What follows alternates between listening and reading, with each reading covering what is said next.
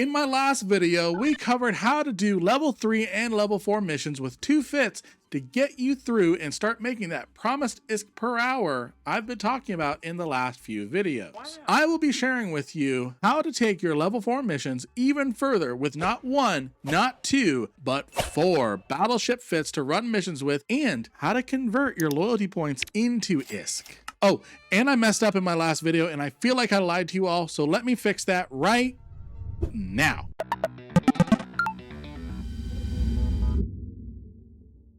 Welcome back, everyone. I'm Lynn Rankin. If you're trying to figure out EVE Online and carve out your place in New Eden, you're where you need to be. So we've talked about level 3 mission running with the Caracal and Drake, and level 4 mission running with the Drake as well. And we're going to talk about low skill options for a battleship for running level 4s. Why am I saying low skill and not alpha friendly? Being so far entrenched in nullsec politics and war and drama, it had completely bypassed me that CCP removed the ability for alpha pilots to access level 4 missions back in 2019? Man, I've been living under a rock.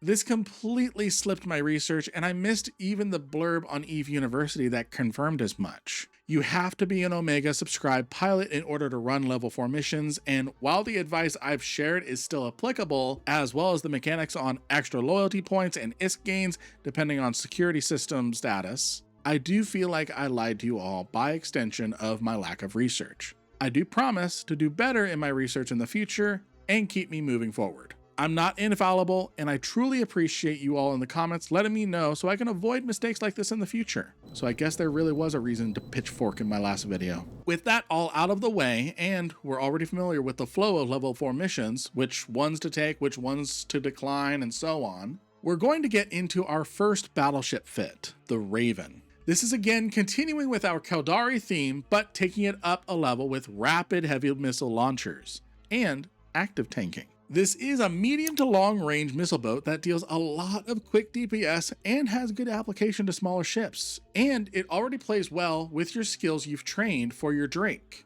though you will want to use and watch your drones to take care of frigates, since you'll be more effective having your drones take them out rather than using several cycles of missiles, though both doesn't hurt. While I do have T1 launchers on this fit and it is viable, it's at this point that if you're using a battleship, you need to start investing in Tech 2 weapon skills. We've kept it fairly low skill in that regard, but we are sacrificing around 300 DPS and 500 volley. Still plenty to start out with. Flying a battleship, you will want to get your tanking, weapon, capacitor, and battleship skills up.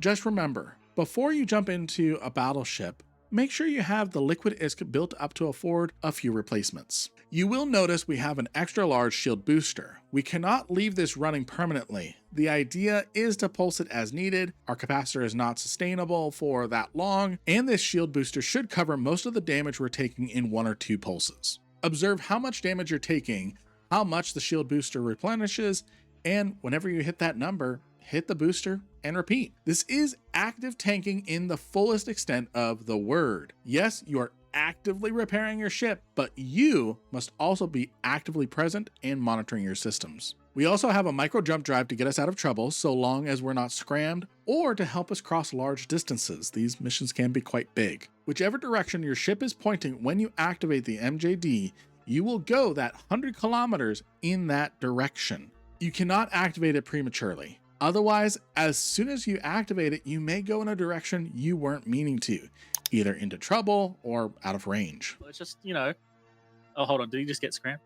Oh, he got bumped. Oh, they bumped him into meandering. No. Well done. All right, well done to it worked in testing. Be sure to research each mission to ensure there are no scramming ships, and if there are, be sure to take them out first when you trigger a wave or group. Let's talk about some of the alternate fits that you can use as you either advance incrementally or jump straight into. The first is for players who are currently on the fence about skilling into Caldari and instead want a battleship that is universal to all empires, the Praxis. This is a unique battleship that doesn't need any skills to fly, nor battleship skills to improve it. The only skills that are relevant to improving this ship is fitting skills, tanking skills, and weapon skills. This Praxis operates near identically to our rapid heavy missile launcher Raven we just flew, except all of the resistances are equal to each other at base. It is also a hair cheaper than the Raven too. Because fitting requirements are strange, you will notice we have to have a lot of fitting rigs and a coprocessor, since Society of Conscious Thought ships are really hard to fit. This fit is entirely T2 for the weapons, and you can adjust it to yourself to the meta variety. Though, like I mentioned, when you get to battleships, you want to start working towards T2 weapons. It makes all the difference. Now, a direct alternative fit to the Raven is the Navy issue variant, and for this one we're going to use cruise missiles. The fit is near identical to the Rapid Heavy Missile Raven, so most of the fit could be transferred over to the Navy variant if you are upgrading. The idea with this fit is to, instead of using your micro jump drive to get out of danger, you use it to get into kiting distance and snipe your targets from 180 kilometers away. Once all the baddies are dead, MJD back down to the acceleration gate and move on to the next room. Just like our other fits, these have extra large shield boosters and it cannot be ran permanently. Replenish only the damage that's been taken. On to our fourth fit. We have the Scorpion Navy issue. This has a very different playstyle to the Ravens and Praxis in that it is entirely passive shield recharging fit. Similar to the Drake playstyle, but with cruise missiles. It is incredibly tanky and buffer tanked. It's not impossible to gank, but it will put up quite the resistance. Operate it just like you would the Drake from our previous video. Keep moving, shield hardeners on, and take out high damage battleships first. On a quick note with ganking, this may sound counterintuitive, but if you are on a Stargate, do not shoot back at your ganking targets. 1.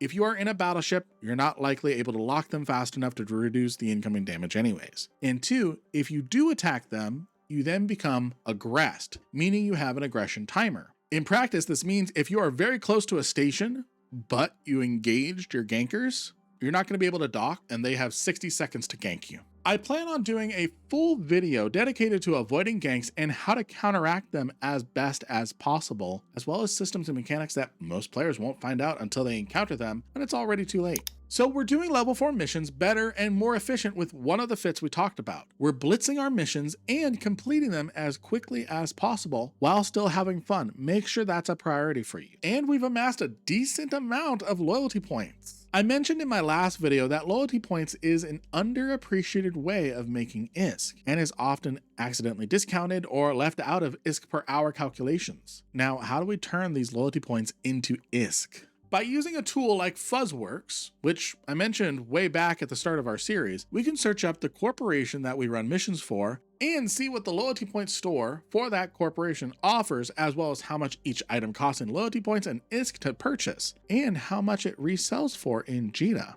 See this implant here? If we spend our loyalty points and some ISK to receive this implant, we can turn it around and effectively make our loyalty points worth 1,600 ISK per loyalty point. And this is after the inclusion of ISK spent to get the item. At the time of this video, I had 160,000 or so loyalty points with Paksu Mineral Group. Not the most diverse loyalty point store, mind you, but that means my loyalty points are worth 262 million ISK if I were to turn them into those implants. That damsel in distress mission we ran, it's not worth 2 million ISK before bounties and loot drops. It's worth an additional 8.5 million ISK in loyalty points. And guess what? There's items in Loyalty Point Store that are worth way more than 1,600 ISK per LP. Find an item that's worth it to you to exchange and safely transport to JITA, and that is how you can calculate your ISK per hour. Now, moving a battleship through high sec can make you a target for ganking, even when flying relatively cheap.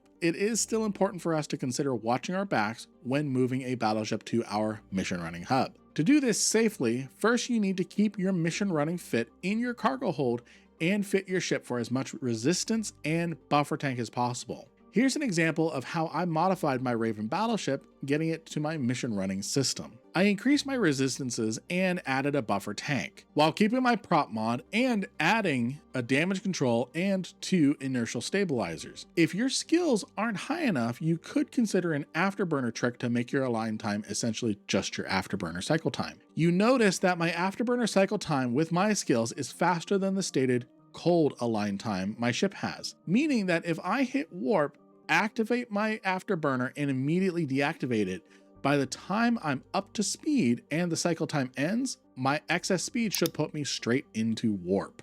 If a gank occurs, Your best bet is to overheat your shield hardeners first before turning them on, then turn them on, heat your afterburner, and try to make it back to the Stargate you came in from. The overheated tank won't last long, but long enough for Concord to arrive and clear the gankers off grid for you.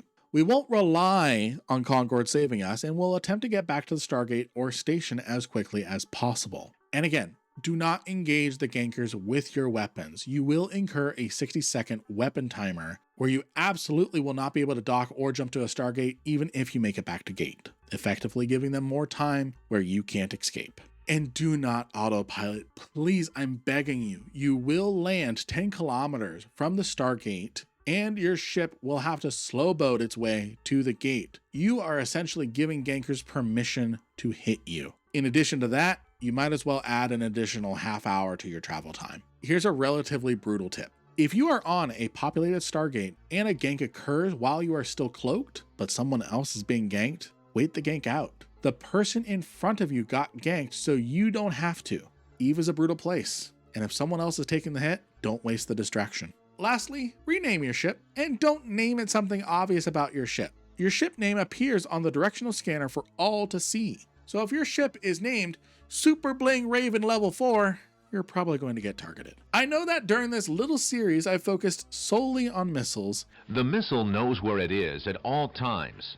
It knows this because it knows where it isn't. And I've left out our turret friends. Don't you worry. I will be working on a series of videos covering fits and techniques for your empire soon enough. Subscribe so you don't miss out, and comment which empire I should start with next. But for now, my next series of mission-related videos is going to be about burner missions and how to run them and do them effectively. And I will be covering each and every single one, including the Garistas base, one that most people find is the hardest or most annoying out of all of the burners. If you enjoyed this video, definitely give this video a like so I know to create more like this one in the future, and also consider subscribing to the channel so you don't miss my next video. If you really like this video, consider using my creator codes in the description. I do receive a small kickback to keep this channel going. Also, I think you'd like this video here on how to take exploration to the next level with ghost sites and sleeper caches. I want to take a moment to thank my YouTube and Patreon members for their support. Your support means the world to me. I appreciate each of you, and I couldn't do this without you. Bye-bye now.